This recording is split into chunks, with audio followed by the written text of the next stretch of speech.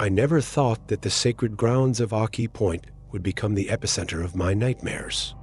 As the guardian of Kinabalu Mountain, I was entrusted with the stories and traditions of my people, stories that held significance and power.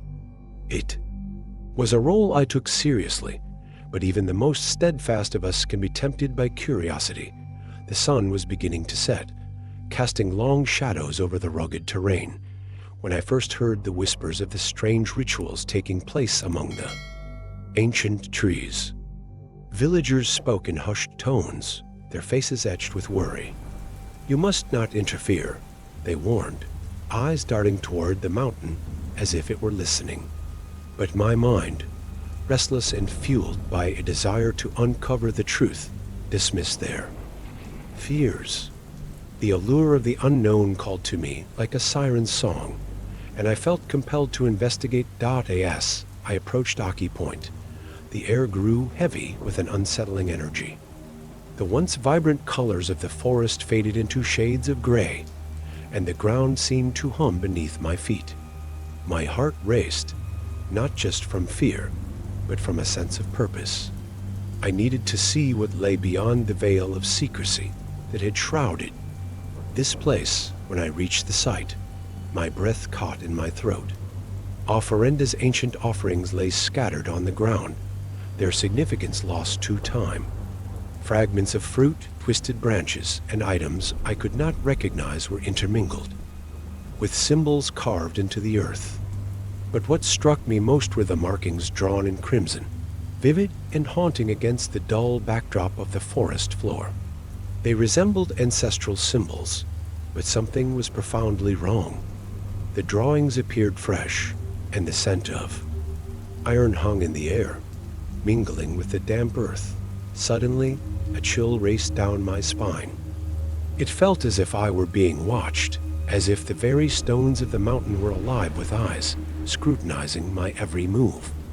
A low whisper echoed through the trees, a sound both beckoning and foreboding. My instincts screamed at me to turn back, but my feet remained rooted in place, drawn by an invisible force. I recalled the warnings of the village elders, their faces grave as they spoke of the wrath that could befall those who dared to disturb the sacred.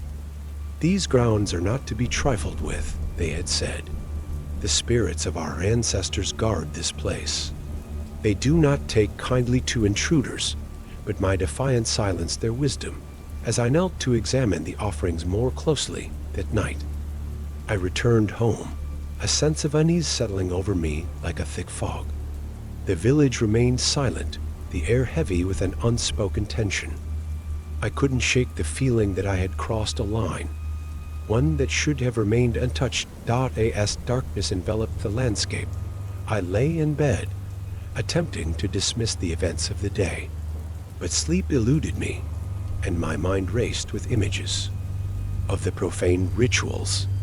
Soon, I found myself staring at the ceiling, listening to the sounds of the night. The wind whistled through the trees, and the distant calls of nocturnal creatures echoed in the stillness. Yet, amidst these familiar sounds, I discerned something else, a series of low rumblings, almost like whispers, drifting through the air. Then, it happened. A noise from outside shattered the fragile peace of my mind. I shut up, heart pounding, and rushed to the window. The moon cast an eerie glow over the landscape, illuminating the stone statues that stood sentinel near my home. They had always been a source of comfort, reminders of my ancestors watching over me. But tonight, they seemed different with each passing moment. I noticed an unsettling shift in their positions. The once steadfast figures appeared to be turning, their stone faces now directed toward my house, eyes seemingly ablaze with a malevolent light. I blinked, convinced it was merely a trick of the moonlight, but the statues continued their slow, deliberate movement. I stumbled back from the window, panic clawing at my throat. Had I truly disturbed the spirits? The realization hit me like ice water. I had not only ignored the elders' warnings, but I had also awakened something ancient and powerful. The very mountain I revered had become a harbinger of dread, and I was caught in its web. Each night that followed was a descent into madness. I could hear the murmurs growing louder, the air thick with an ominous presence. Shadows danced along the walls of my home, and the statue's movements became more pronounced. I began to dread sleep, knowing that the moment I closed my eyes, the darkness would envelop me, dragging me back to Aki Point, back to the profaned offerings, back to the relentless gaze of the stone guardians. My life spiraled into chaos as I grappled with the consequences of my actions. The villagers grew distant, their eyes filled with a mix of pity and fear. I had become a spectral figure in their lives, a reminder of what could happen when one strayed from tradition. Yet, amidst this sorrow, there was one who still believed in me, Leela, the daughter of Toko. Her spirit was as bright as the sun, breaking through the clouds, and her laughter was a balm to my troubled soul. She had always seen potential in me, even when I struggled to see it in myself. "You can make this right," she said one evening as we sat by the fire, her eyes shining with determination. "You just need to embrace who you are. You are not just a guardian. You are a part of this land, and it is part of you." Her words ignited a spark within me. If I was to confront the darkness of Aki Point, I would need to gather strength from those around me. I had to reconnect with my roots, the very essence of what it meant to be a guardian of Kinabalu Mountain. With newfound resolve, I set out to seek the wisdom of the elders once again, to learn more of the rituals that honored the spirits. I would gather the villagers, not to ask for forgiveness, but to unite them in a quest for redemption. Together, we would confront the darkness that had taken hold and restore balance to our lives. The days passed, but the unease in the village only deepened. Each night, as I lay awake with the weight of my guilt pressing down on me, I could hear the whispers of the mountain growing louder. The once comforting sounds of the forest transformed into a chorus of foreboding, a constant reminder of the chaos I had unleashed. The statues, too, became more erratic, their movements increasingly pronounced, as if they were anticipating something terrible. Determined to confront the darkness that loomed over us, I gathered the villagers one evening at the communal hall, an ancient structure built from the very stones of Kinabalu. As the sun dipped below the horizon, casting an orange glow over the gathering, I felt a surge of hope mingling with my anxiety. This was my chance to unite us against the unknown. "Thank you all for coming," I began, my voice trembling slightly. "I know the past weeks have been difficult, and I have brought this upon us. But we have the power to change our fate." Murmurs rippled through the crowd. Some looked skeptical, while others wore expressions of concern. Toko stood at my side, his presence a reassuring anchor. "We must return to our roots," I continued, drawing strength from the shaman's watchful gaze. "We must honor our ancestors and the spirits that dwell in this land." Leela stepped forward, her eyes fierce and determined. "We can perform the rituals that were neglected. We can seek forgiveness for the offerings that were desecrated." Her words ignited a flicker of hope in the crowd, and I could see some nodding in agreement, but not everyone was convinced. A man named Arif, known for his fierce skepticism, stepped forward, crossing his arms defiantly. "What you propose is foolish. You think a few rituals will undo the damage. The mountain is angry, and it will not forgive so easily. You've already angered the spirits." His words hung in the air like a dark cloud, and I felt the weight of doubt creeping in. "We must try," I urged, desperation creeping into my voice. "If we do nothing, we risk losing everything we hold dear. The mountain is not just a part of our land. It is part of who we are. We owe it to our ancestors to restore the balance." A tense silence engulfed the hall, and I could see the struggle on the faces around me. Finally, Toko spoke, his voice low and steady. "Arif is right in one regard. The anger of the spirits is real, but so is our connection to this land. If we come together as one, we may yet appease them.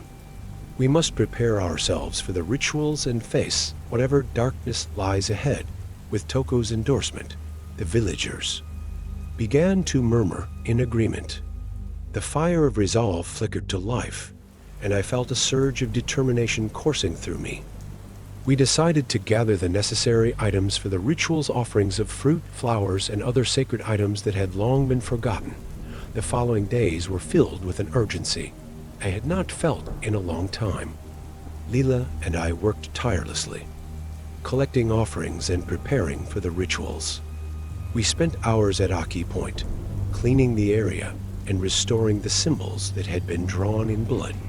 Each stroke of my hand felt like a penance, a way to atone for my past mistakes.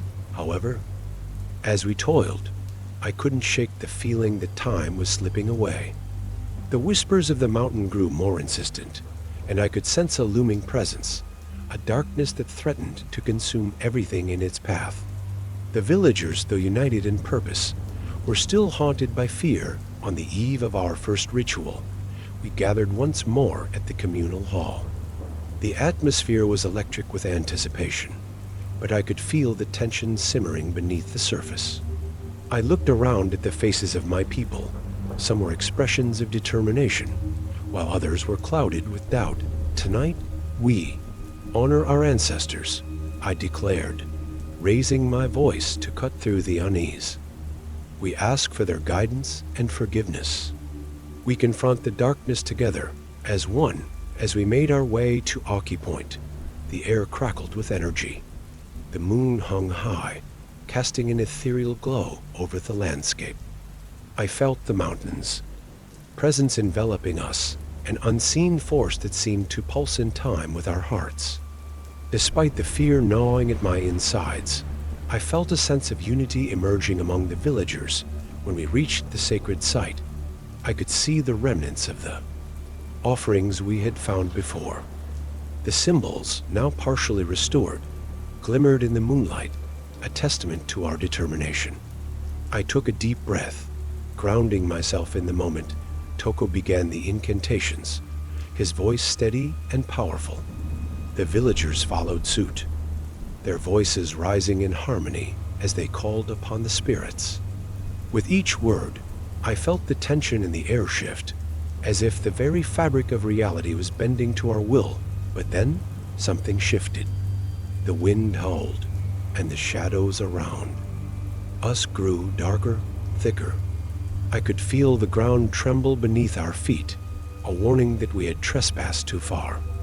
Panic surged through the crowd as whispers turned to cries of fear. "Stay together," I shouted, trying to maintain order amidst the chaos. But the darkness encroached, swirling around us like a living entity. The statues, once distant guardians, now loomed over us, their stone faces twisted in anger. Suddenly, a loud crash echoed through the night as one of the statues toppled, crashing to the ground with a deafening roar. The villagers scattered, fear gripping their hearts. I felt a surge of adrenaline as I fought to maintain control, to keep everyone from succumbing to the terror that threatened to overwhelm us. "Leela," I shouted, trying to locate her amidst the chaos. My heart raced as I scanned the darkened landscape, my instincts urging me to protect her. I spotted her at the edge of the clearing, surrounded by shadows that seemed to dance around her. "Stay back," I called, rushing toward her, my heart pounding. But as I reached her side, I felt a chill grip my spine. The shadows coalesced, forming into a figure that loomed ominously before us, a manifestation of the anger we had awakened. It was then that I realized the true nature of the conflict we faced. It was not merely the spirits of the mountain we had disturbed, but something far more ancient, a force that thrived on fear and chaos. We were not just fighting for our village. We were confronting the very essence of darkness itself. And as the shadows closed in, I knew that the battle for our souls and the fate of Kinabalu Mountain had only just begun. As the shadows encroached around us, the looming conflict took on a life of its own, revealing deeper layers of complexity that threatened to unravel not just my journey as a guardian, but the very fabric of our community. The fear was palpable, but beneath it lay currents of unresolved tensions and hidden histories that had long been buried. One of the most profound complexities emerged from my relationship with Arif. Our rivalry had been simmering for years, fueled by differing beliefs about tradition and progress. Arif had always been a staunch advocate for modernity, arguing that our village should embrace change rather than cling to outdated customs. I, on the other hand, had been raised to honor our ancestors and the rituals that had sustained our people. For generations. As the chaos unfolded that night, I saw him standing at the edge of the clearing, his face a mask of conflict. The storm of emotions swirling within him mirrored the chaos around us. "This is what you wanted, isn't it?" he shouted, his voice cutting through the cacophony. "You wanted to invoke the spirits. Look where it's led us." "Stop," I yelled back, desperation clawing at my throat. "This isn't the time for blame. We have to work together." But the fissures in our relationship had widened, exacerbated by the unfolding crisis. It was clear that while we faced a common enemy, our disparate worldviews threatened to fracture our unity. Arif's skepticism about the rituals and my insistence on tradition became a microcosm of the broader struggles within the village. As I fought against the encroaching shadows, I realized that our personal conflict mirrored the larger struggle against the darkness. The mountain was not just an external force. It was a reflection of our internal divisions. If we were to overcome this darkness, we would need to confront our differences and find common ground. Meanwhile, Leela emerged as a beacon of hope amidst the turmoil. Her unwavering belief in the traditions of our ancestors encouraged others to stand firm. Yet, even she bore her own burdens. As Toko's daughter, she was expected to be a bridge between the old ways and the new. Her loyalty to the village was unwavering, but the pressure to navigate the conflicting ideologies weighed heavily on her. "Please, let's not lose sight of what's important," Leela shouted, her voice rising above the din. "We need each other now more than ever." Her words resonated with many, but there were still those who clung to their fears and doubts. The fractures in our community were widening, and I could sense the potential for betrayal lurking just beneath the surface. I knew that if we didn't address the underlying tensions, the very fabric of our society could unravel, leaving us vulnerable to the darkness that threatened to consume us. The battle against the shadows raged on. I turned my attention to the villagers, urging them to unite. "We need to remember who we are," I cried. "We are guardians of this land, bound by our shared history and our love for one another." But as I looked around, I could see the rifts deepening. Some villagers whispered amongst themselves, their eyes darting between me and Arif, casting doubts on our leadership. The fear of the unknown was breeding suspicion, and I felt the walls closing in around us. If we did not address the emotional undercurrents, we risked losing not only the battle against the shadows, but also the very heart of our community. In the midst of this turmoil, Toko stepped forward, his voice carrying the weight of authority. "Listen to me," he said, his tone commanding attention. "The darkness we face is not merely an external force. It is a manifestation of our own fears, our divisions, our failures to honor the past. We must confront these truths if we hope to restore balance." His words cut through the chaos, and I could see the villagers absorbing his wisdom. It was a moment of reckoning, a chance to confront the complexities that lay beneath the surface.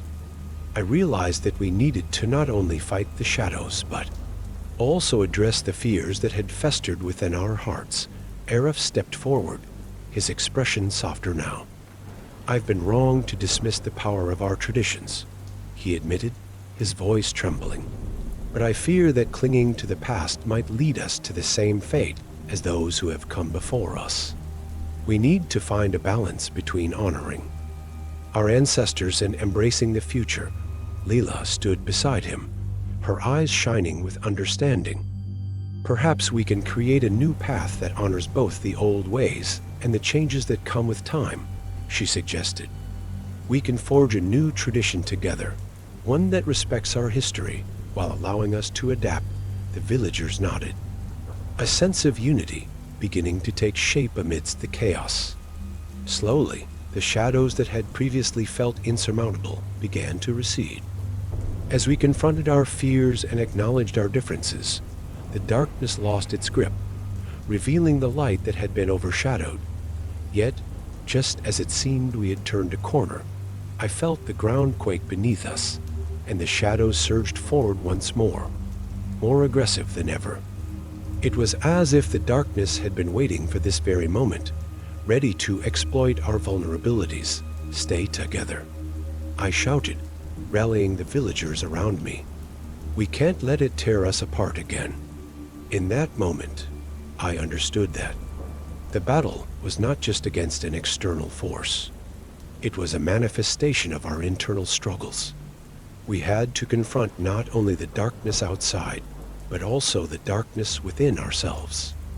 Only by embracing our complexities and finding strength in our unity could we hope to overcome the shadows that threatened to consume us. With renewed determination, we began to fight back against the darkness, using our combined strength to push it away. I felt the energies of the mountain surge through us as we called upon the spirits of our ancestors, channeling their wisdom and courage. As the shadows writhed and twisted, I knew that the complexities of our relationships, our fears, and our histories had become our greatest weapon. We were no longer just individuals. We were a community, united in purpose and resolve. And as we stood together against the darkness, I felt a flicker of hope ignite within me. The chaos around us intensified as the shadows writhed and surged, a palpable manifestation of our fears. Each pulse of darkness seemed to reach into the very core of my being, threatening to unravel the unity we had begun to forge. Just as despair threatened to take hold, a flicker of resolve ignited within me. This was the moment that would define not only our struggle against the encroaching darkness, but also the very essence of who we were as a community. "Together," I shouted, my voice rising above the cacophony. "We must channel our strength. As one, call upon our ancestors. They are with us." As if stirred by my words, the villagers began to chant, their voices harmonizing in a powerful crescendo. Toko led the incantations, his voice steady and commanding, weaving a tapestry of ancient words that echoed through the clearing. Each syllable seemed to resonate with the very bones of the mountain, and I could feel the energies swirling around us, an unseen force growing stronger with each chant. But the shadows pushed back, their tendrils curling around us like the grasping fingers of a nightmare. I could see fear etched on the faces of my people, and I knew we had to act quickly. The darkness thrived on our doubts, feeding off the fissures that had once threatened to tear us apart. In that moment, I turned to Arif, who stood at my side, his brow furrowed with determination. "We need to be a united front," I urged him, sensing the weight of our earlier conflict still lingering in the air. "Your voice matters now more than ever." He nodded, the tension in his shoulders easing slightly. "Let's show them what we can do together," he replied, his resolve solidifying. As we stood shoulder to shoulder, I could feel the collective energy of the villagers surging around us. It was a powerful reminder that our differences could be transformed into strengths. We were not just fighting for ourselves, but for each other, our families, our history, and the very fabric of our community. The shadows writhed, growing darker and more chaotic, as if sensing the shift in our energy. I felt a surge of adrenaline coursing through me. "We need to visualize our ancestors," I instructed the villagers. "Picture them standing with us, their strength coursing through our veins." As we closed our eyes and focused, I could see flashes of our ancestors' figures from the past who had once walked these lands, guardians like myself. They stood tall, their faces resolute, a testament to the strength of our heritage. I could feel their presence enveloping us, an unbreakable bond that transcended time. "Now," I cried, opening my eyes and raising my arms toward the shadows. "Together, we reclaim our power. We honor our past and stand firm in our present." With that, we unleashed a wave of energy, a unified force that surged toward the darkness. The shadows recoiled, hissing and writhing as the light of our combined will met their malevolence. I could sense the shift in the air. The balance was beginning to tip, but just as victory seemed within reach, a chilling realization struck me. The darkness wasn't just an external force. It was a reflection of our own fears and conflicts.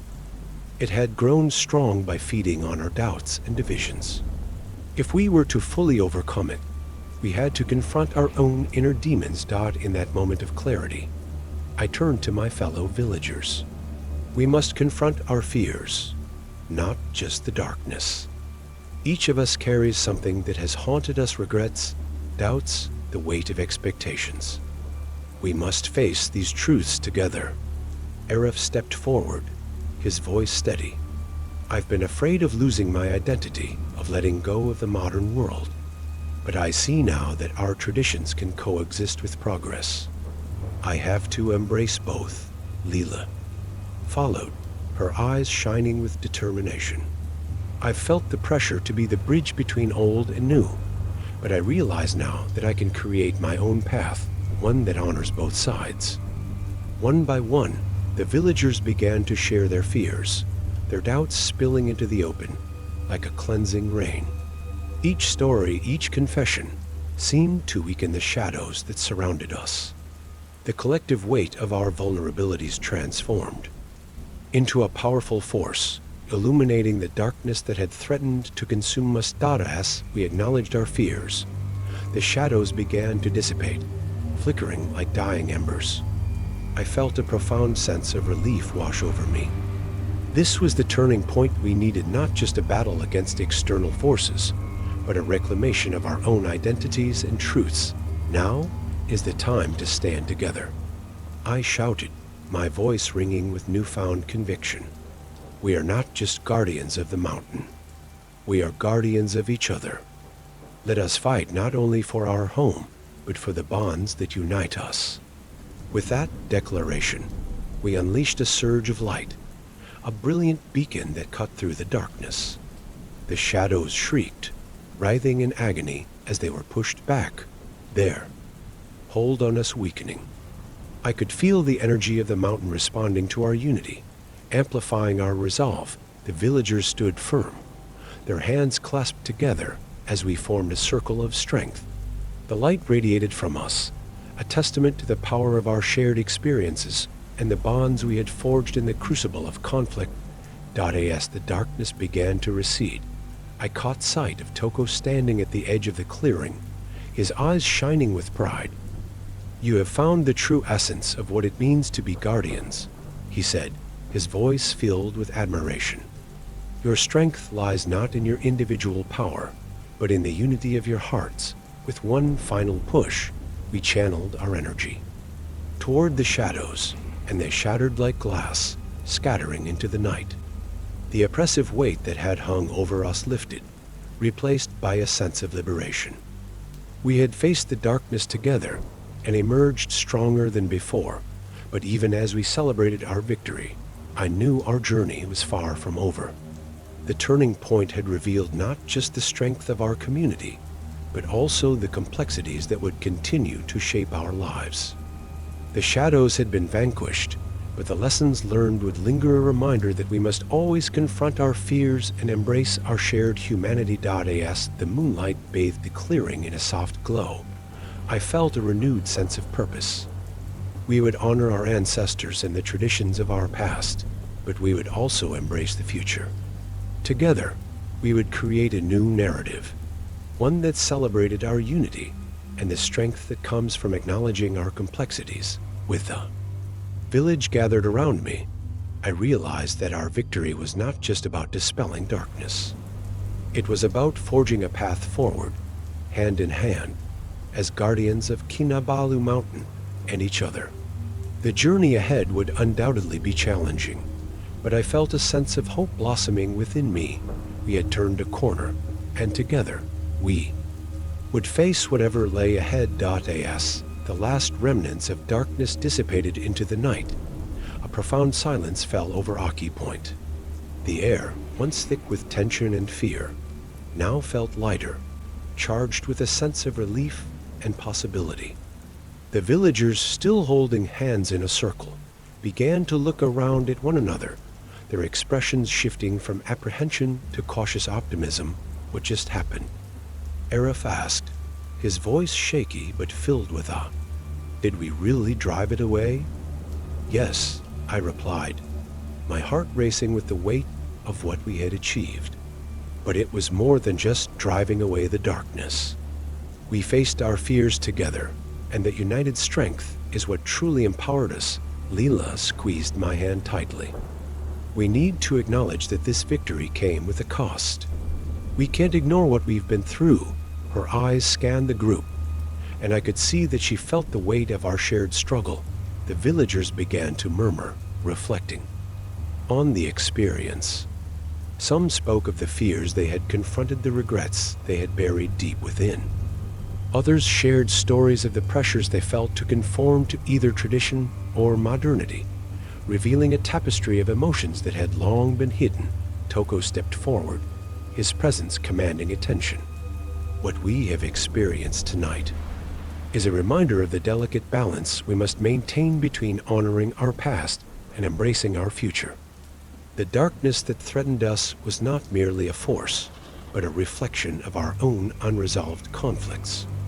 We must carry these lessons forward. His words resonated deeply, and I felt a renewed sense of purpose within the group. We had confronted not only the shadows, but also the complexities of our relationships, and now it was time to build a new foundation from the ashes of our fears. But as the villagers began to celebrate our victory, I couldn't shake the feeling of unease. The battle against the darkness had revealed deeper fissures within our community that would need to be addressed.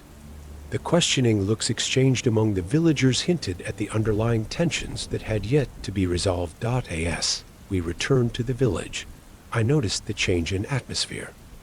The once familiar paths felt different, charged with a sense of renewal, but also fraught with uncertainty. Whispers of doubt still lingered in the air, and I knew we had a long way to go before we could truly heal as a community. In the days that followed, the villagers began to share their reactions to the events of that night. Some felt empowered, invigorated by the unity we had forged. They began to engage in discussions about how we could honor our ancestors while also adapting to the changing world. Ideas flowed freely, and for the first time in a long time, there was a palpable sense of hope. Yet, not everyone shared this optimism. Arif, despite his earlier resolve, struggled to reconcile his beliefs with the traditions we had invoked. He often retreated into silence, his internal conflict evident. I want to believe in our ancestors, he confessed one evening as we sat by the fire. But what if clinging to the past holds us back from progress? His words hung heavy in the air, and I could see the struggle within him. It's not about choosing one over the other, I replied, trying to reassure him. We can bridge the gap. Embracing our heritage doesn't mean we can't evolve. It means we carry the best of both worlds forward. Arif nodded, but doubt lingered in his eyes. I realized that the shadows we had faced were not only external, but also internal conflicts that would require time, patience, and understanding to resolve. Meanwhile, Leela emerged as a powerful voice for change. She rallied the villagers, encouraging them to share their stories and find common ground. Under her leadership, we began to hold regular gatherings, where we could openly discuss our fears and aspirations. It was a transformative process, allowing us to confront the emotional scars left by our struggle with the darkness. However, as we delved deeper into these discussions, tensions began to surface. Old rivalries emerged, and the once harmonious gathering sometimes devolved into heated debates. Arif's skepticism clashed with the fervent belief of others in our traditions, and I could sense the strain it placed on our unity. One evening, during a particularly contentious gathering, Arif stood up, frustration etched across his face. "Why are we focusing so much on the past?" he shouted. "We need to look forward and innovate. We can't let nostalgia hold us back." The room fell silent, and I felt the weight of his words. Many nodded in agreement, while others looked visibly upset. I knew I had to intervene before the division widened. "Arif, your concerns are valid," I said, my voice steady. "But we must also recognize the strength that comes from our history. It's not an either-or situation. We can find a way to honor our past while also embracing the future." But the rift had formed, and I realized that the consequences of our earlier struggle were still reverberating through our community. The darkness may have been vanquished, but the shadows of doubt and conflict lingered, waiting for an opportunity to resurface. Despite these challenges, we pressed on. The villagers began to take ownership of the healing process, forming smaller groups to explore different aspects of our identity. Some focused on preserving our traditions, while others sought to integrate modern ideas into our practices. This diversification allowed for a richer dialogue, but it also highlighted the complexity of our community's identity. As weeks turned into months, the village began to change. The annual harvest festival approached, a time when we traditionally honored our ancestors and celebrated the bounty of the land. This year, however, we decided to make it a celebration of unity, a blend of old and new. Leela took charge of the preparations, her enthusiasm infectious. "Let's incorporate elements from both sides," she suggested. "We can honor our ancestors with traditional offerings while also showcasing the talents of our younger generation." The idea resonated with many, and slowly, the village began to come together. We crafted new offerings that honored our ancestors while also reflecting our contemporary values.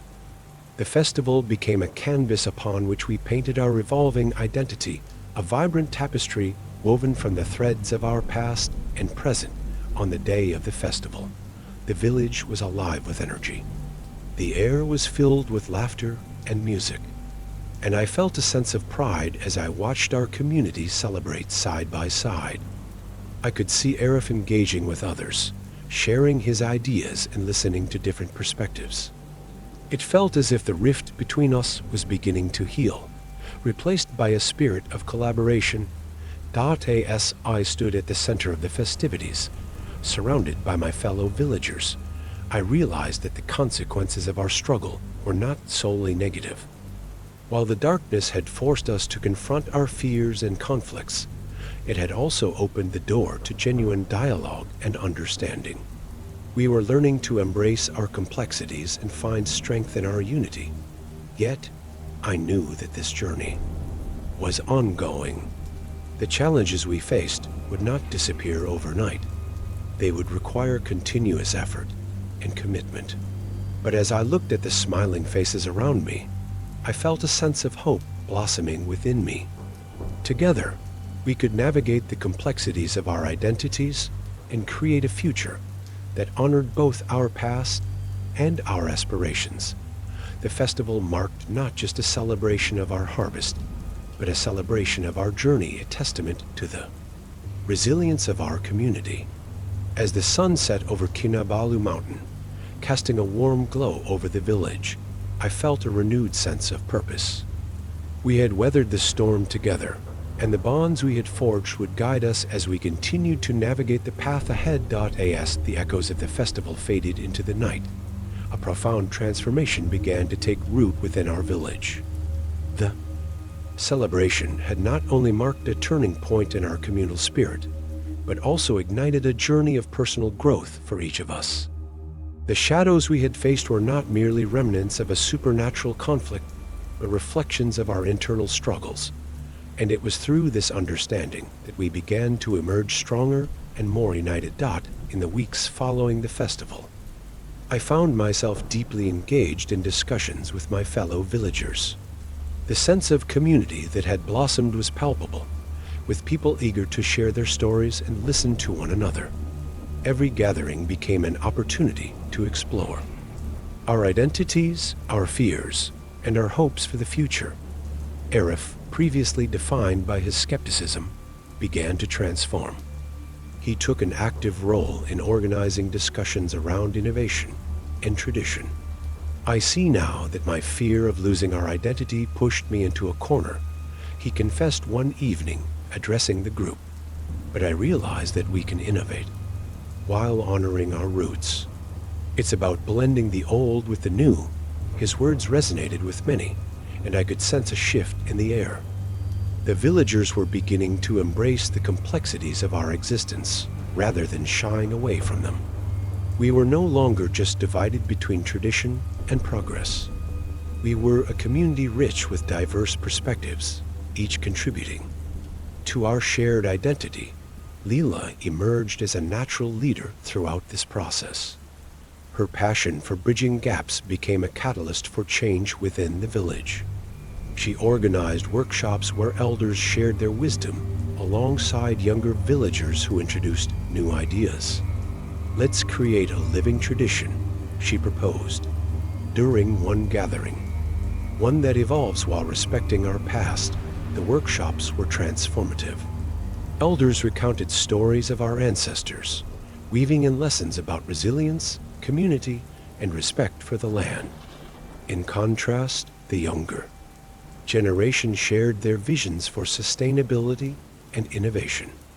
Together, we explored how to cultivate the land while honoring the spirits that watched over us. As I participated in these sessions, I found my own understanding of what it meant to be a guardian deepening. I had always viewed my role as a protector of the past, but I began to see it as a responsibility to shape the future as well. Being a guardian was not just about preserving traditions. It was about nurturing the growth of our community and ensuring that our values would thrive in an ever-changing world. One particularly impactful workshop focused on environmental sustainability, a pressing issue for our village as the effects of climate change became increasingly evident. Inspired by the younger villagers, we discussed how to adapt our farming practices to be more environmentally friendly. We can honor our ancestors by taking care of the land they cherished, I suggested, feeling the energy in the room shift toward a shared commitment. As we brainstormed ideas, I noticed Arif stepping outside his usual boundaries.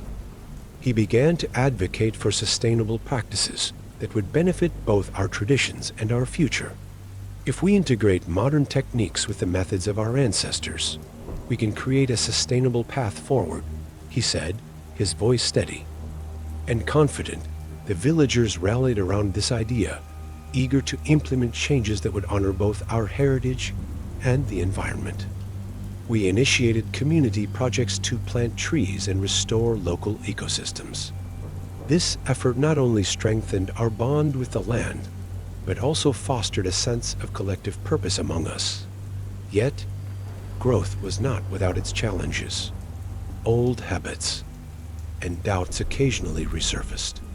During one of our discussions about sustainability, a villager voiced concerns about abandoning traditional practices. What if we lose the essence of who we are? She asked, her voice tinged with fear. This reminded me of the internal struggles we had faced before. I understood that these fears were valid but needed to be confronted. Change doesn't mean losing our essence.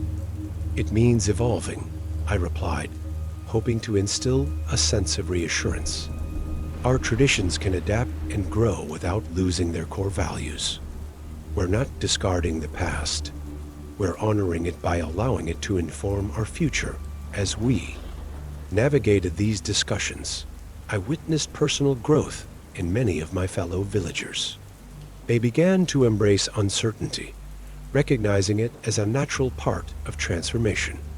People who had once been hesitant to voice their opinions now spoke up, sharing their ideas and contributing to our collective vision. For my part, I found myself stepping into a leadership role that I had once shied away from.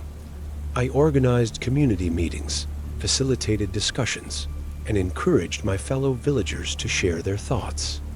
The responsibility felt daunting at times, but I was driven by the desire to see our community flourish. One evening, as I prepared for another discussion, I reflected on how far we had come. The shadows that had once loomed over us had receded, revealing a vibrant tapestry of hope and resilience. The lessons we had learned from our struggle with darkness were now woven into the fabric of our daily lives. A pivotal moment occurred when we decided to host a community retreat. It was a chance for everyone to step back from the daily grind and focus on our shared vision for the future. We gathered at a nearby river, a site of great significance to our ancestors. The retreat was a combination of workshops, storytelling, and reflection. During the retreat, I felt a powerful sense of connection with the land and each other. We hiked through the forest, sharing stories and laughter, and I watched as the younger generation absorbed the wisdom of the elders. It was a beautiful synthesis of tradition and innovation, a living testament to our growth. As we sat around the fire that evening, I felt a wave of gratitude wash over me. The flickering flames illuminated the faces of my fellow villagers, each one reflecting the journey we had undertaken together. We had faced our fears, embraced our complexities, and emerged stronger. In this journey, we have discovered that our strength lies not in uniformity, but in diversity, I said, my voice steady. Each of us has a unique role to play in shaping our future. Together, we are not just guardians of the past. We are architects of a new legacy. The villagers nodded in agreement, their eyes shining with determination. We had forged a new path, and I felt hope blossoming within me. The journey ahead would undoubtedly have its challenges, but I knew we were ready to face them together. As the retreat came to a close, I realized that overcoming the shadows had not just been about vanquishing darkness. It had been about embracing the light within ourselves and each other. We had turned our struggles into strengths, transforming fear into resilience. In the months that followed, the village continued to evolve. We implemented sustainable practices that honored our land, nurtured our traditions, and embraced innovation. The sense of community grew stronger, and I felt a renewed sense of purpose in my role as a guardian. Together, we had faced the darkness, learned from our struggles, and emerged transformed. The journey was ongoing, but I felt confident that we would navigate the complexities ahead with courage and unity. As guardians of Kinabalu Mountain, we were not just preserving our past, but actively shaping our future, one filled with hope, growth, and love. As the days turned into weeks, the village of Kinabalu transformed in ways I had never imagined possible. The energy that once crackled with fear and uncertainty had evolved into a powerful current of unity and purpose. Yet, beneath this newfound harmony, I sensed an undercurrent of tension. The echoes of our past battles lingered, and I couldn't shake the feeling that another confrontation loomed on the horizon. The villagers had committed themselves to our sustainable practices and to honoring our traditions, but the shadows that had once threatened us were not completely vanquished. Whispers of discontent had begun to surface, revealing that not everyone was fully aligned with our vision. Some villagers remained skeptical, fearing that the changes we embraced would erode our identity and traditions. Change is necessary, but we must not forget who we are. A village elder warned during one of our community meetings. His voice trembled with emotion, reflecting the weight of our history. We must tread carefully and ensure that our ancestors' spirits guide us. His words resonated with many, and I could see the concern etched on the faces of my fellow villagers. There was still a fear of losing our essence in the pursuit of progress, a fear that had the potential to unravel the unity we had worked so hard to achieve. As I prepared for our next community gathering, I felt a mix of anticipation and apprehension.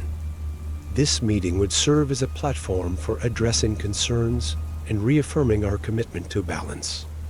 I wanted to ensure that everyone had a voice and felt included in shaping our future. Leela, ever the beacon of hope, joined me in planning the gathering. We need to create a space where people can express their fears openly, she suggested. Let's incorporate storytelling. It has a way of bridging gaps and fostering understanding.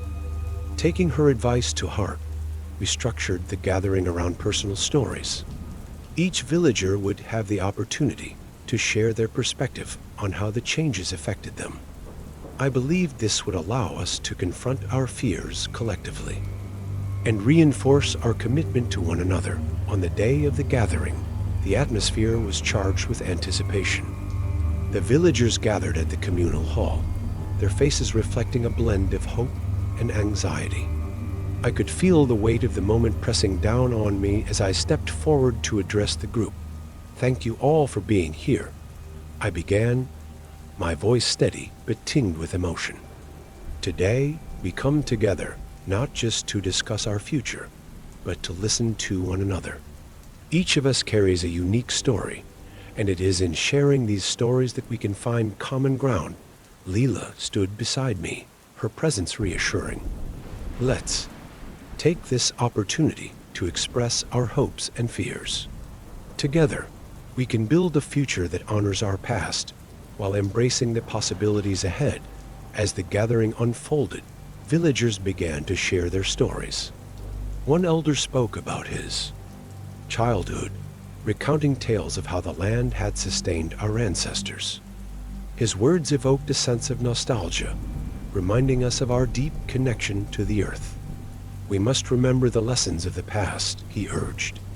They are our guiding stars. Another villager, a young woman named Amina, shared her fears about the changes we were implementing. I want to believe in our future, but what if we lose the traditions that define us? She asked, her voice trembling. What if we forget the very things that make us who we are? Her question struck a chord, and I sensed the collective anxiety in the room. I took a deep breath, knowing this was a pivotal moment. Amina, your fears are valid, I replied, my tone gentle. But we are not abandoning our traditions. We are evolving them. We can honor our past while adapting to the needs of our present and future. The conversation continued, with more villagers stepping forward to express their concerns and hopes.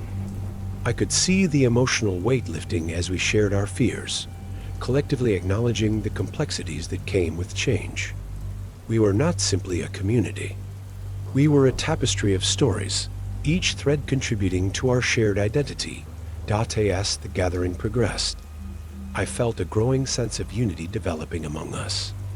The act of storytelling had fostered empathy, allowing us to see one another's perspectives and recognize our common goals. The fear that had once threatened to divide us began to dissolve in the warmth of understanding. However, amid this growing sense of solidarity, I couldn't ignore the nagging feeling that something was still amiss. The shadows had retreated, but they had not been extinguished. It felt as if a storm was brewing just beyond the horizon, a conflict that would test our resolve and commitment to one another. As the gathering came to a close, I encouraged everyone to reflect on what they had heard. Let's take these stories with us as reminders of who we are and what we stand for, I urged. This is not just about preserving our past. It's about shaping a future that honors our heritage while allowing us to grow. That night, as I lay in bed, I couldn't shake the feeling of impending change. The air felt charged, and I sensed that our unity would soon be tested. I recalled the elders' warning about the spirits guiding us and felt a stirring deep within my soul. It was as if the mountain itself was whispering to me, urging me to prepare for what lay ahead.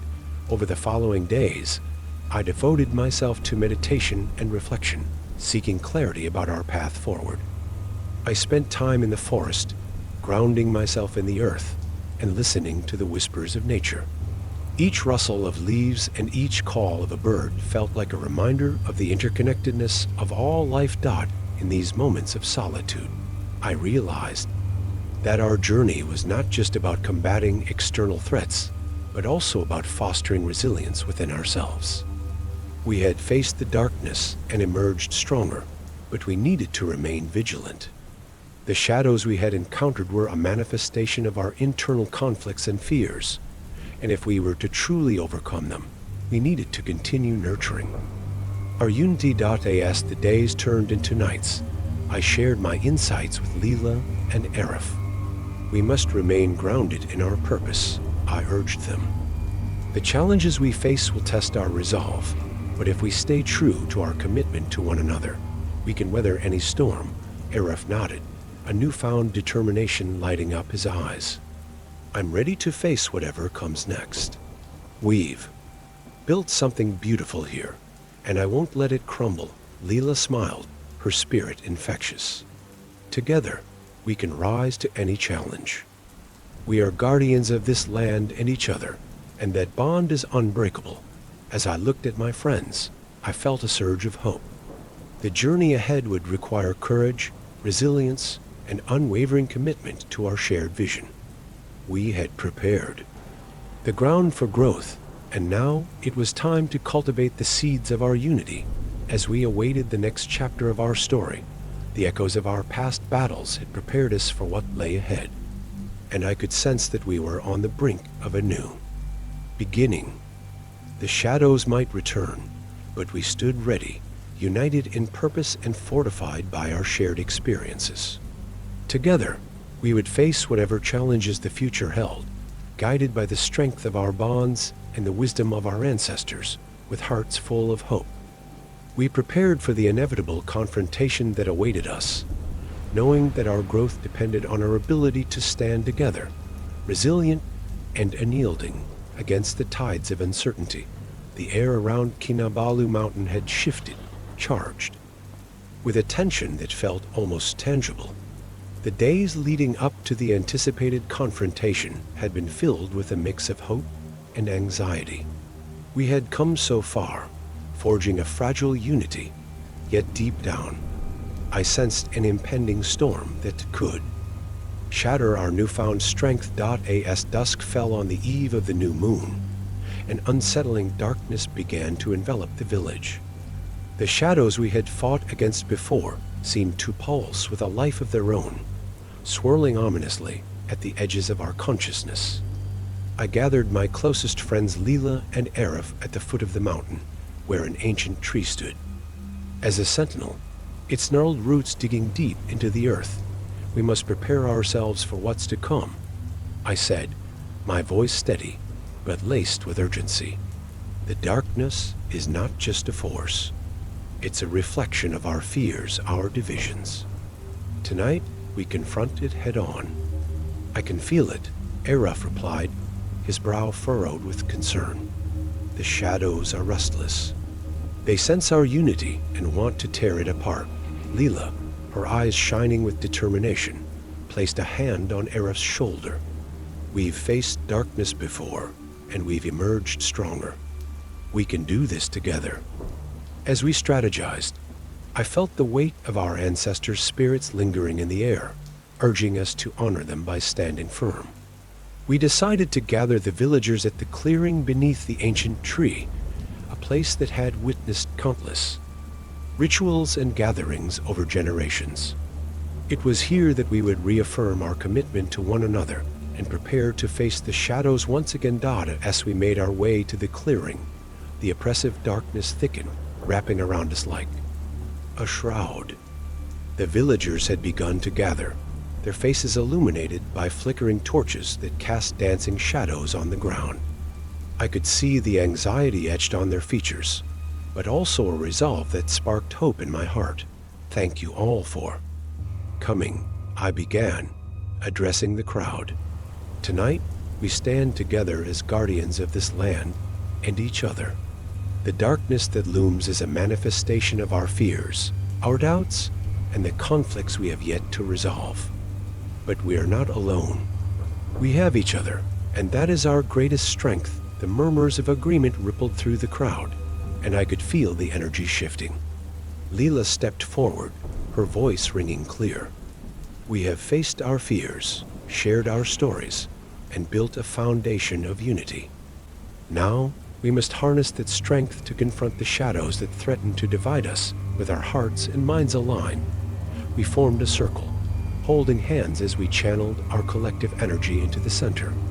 I could feel the pulse of the mountain beneath us, a reminder of the power that resided in our connection to the earth and to one another. The chanting began, a rhythmic incantation that resonated with the very essence of our ancestors. "Together, we are stronger," I shouted, my voice rising above the chant. "We honor our past and embrace our future. We will not let the darkness consume us." As our voices rose, the shadows began to writhe and twist at the edges of the clearing, swirling like a tempest. The air crackled with tension, and I could feel the chill of fear creeping back into the hearts of some villagers. They were reminded of the pain and uncertainty that had plagued us for so long. "Stay strong," Leela called out, sensing the shift in energy. "We are not defined by our fears, but by our courage to confront them." Just then, the darkness surged forward, a wave of shadow that seemed to want to engulf us. I could see faces in the shadows, figures of doubt and regret, manifestations of our unresolved conflicts. The darkness roared, an echo of our fears, and I felt the weight of those emotions pressing down on me. In that moment, I understood that we were not merely fighting against an external force, but against the very essence of our insecurities. The shadows were a reflection of our internal struggles, and to defeat them, we had to confront not only the darkness outside, but also the darkness within ourselves. "Remember your stories," I shouted, desperation rising in my voice. "Remember the things that bind us together. We are a community, forged in love and resilience." The villagers responded, each recalling their own stories of struggle and triumph. I could hear fragments of their voices rising with the chant, a symphony of hope that began to drown out the darkness. Aref stepped forward, his voice strong and unwavering. "I once feared that innovation would erase our traditions, but I see now that they can coexist. We can honor our past while embracing the future. I stand with you all." As he spoke, the shadows recoiled, momentarily faltering in the face of our collective resolve. Leela followed suit, her heart pouring into her words. "We are the guardians of this land and each other. Our bonds are unbreakable, and we will not be divided." The power of our unity surged, and I felt the energy in the clearing intensifying. The shadows were no longer just an external threat. They were now a manifestation of our unresolved fears. We could no longer run from them. We had to confront them head on. I focused on the swirling shadows, allowing my own fears to surface. "I fear that I am not enough," I confessed, my voice trembling. "That I will fail in my duty to protect this community." As I spoke, I felt the weight of those fears lift, transformed by the act of sharing. The shadows flickered, responding to my vulnerability. I turned to the villagers. "What do you fear? Share it with us." One by one, The villagers began to voice their fears about losing their identity, about the uncertainty of the future, about not being heard. Each confession was a thread that we wove into our collective tapestry, a powerful reminder that we were not alone in our struggles. With each fear acknowledged, the shadows grew weaker, their form becoming less defined. The darkness that had once felt insurmountable now seemed to falter in the face of our unity. Let us not be defined by our fears, I urged, my voice rising with conviction. Let us be defined by our courage to confront them together. As we chanted louder, our voices intertwined, creating a powerful resonance that echoed throughout the clearing. The shadows writhed in agony, their forms twisting and bending as they fought against the light. We were generating Dot in a moment of clarity. I remembered the ancient teachings of our ancestors, the stories that had been passed down through generations. We are the embodiment of our ancestors' hopes and dreams. I shouted, channeling that energy into the chant. We carry their legacy within us. As I spoke those words, I felt a surge of warmth enveloping me, as if the spirits of our ancestors were joining us in our fight. The shadows recoiled, and I could see the flickering light beginning to break through their darkness. Suddenly, the ground trembled beneath our feet, and the mountain seemed to respond to our call. Together, I cried, we rise as one. With that, we launched a final surge of energy into the shadows, a brilliant wave of light that illuminated the clearing. The darkness writhed and twisted, its grip on us loosening as the light enveloped it, pushing it back into the void from which it had come. Dot in a blinding flash, the shadows exploded, scattering like mist in the wind. A deafening silence followed, and for a moment, I could hardly believe what had just occurred. We had faced the darkness within ourselves and emerged victorious. The shadows that had once threatened to consume us were no more. As the first light of dawn broke over Kinabalu Mountain, I felt a wave of relief wash over me. We had not only defeated the darkness, but had also forged a deeper connection with one another. The battle had transformed us, revealing the strength that lay within our shared vulnerabilities. The villagers, their faces lit with hope, began to embrace one another, tears of joy streaming down their cheeks. We had faced our fears and forged a bond that would carry us forward into the future. As I looked around at my friends Leela, Arif, and the rest of the community, I knew that the journey was far from over. We had learned that unity is not the absence of conflict, but the ability to confront it together. The shadows may return, but we would stand ready, fortified by the lessons of our past and the strength of our shared resolve. In that moment, I understood that we had not only overcome darkness, we had ignited a light that would guide us through whatever challenges awaited us. Together, we were guardians not just of the mountain, but of each other, ready to embrace the future with courage and hope. In the aftermath of our confrontation with darkness, the village of Kinabalu emerged transformed. We had faced not only external threats, but also the internal struggles that had long lingered within us. The shadows that once haunted our community had been vanquished through the power of our unity and shared vulnerability. With every story shared and every fear confronted, we strengthened the bonds that connected us, forging a vibrant tapestry of resilience. The lessons learned during this journey became the foundation for our future. We understood that growth is not a linear path, but a continuous process of embracing change while honoring our past. Our community meetings evolved into safe spaces for dialogue, where every voice mattered and every story was valued. Together, we committed to nurturing both our traditions and our innovations, recognizing that they were intertwined. As guardians of Kinabalu, we accepted our responsibility to protect one another and the land we cherished. We realized that the strength of our community lay in our ability to rise together, to confront fears, and to celebrate our diversity. The journey ahead would undoubtedly have its challenges, but we stood united, ready to face whatever came our way. Together, we would continue to cultivate hope, resilience, and love, ensuring that the light we ignited would shine brightly for generations to come. Years later, the village of Kinabalu flourished. The community thrived, blending tradition with innovation in harmonious ways.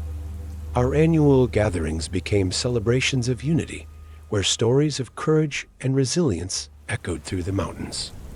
The bonds we forged in the face of darkness blossomed into a legacy of hope, inspiring future generations to embrace their identities while remaining steadfast in their commitment to one another.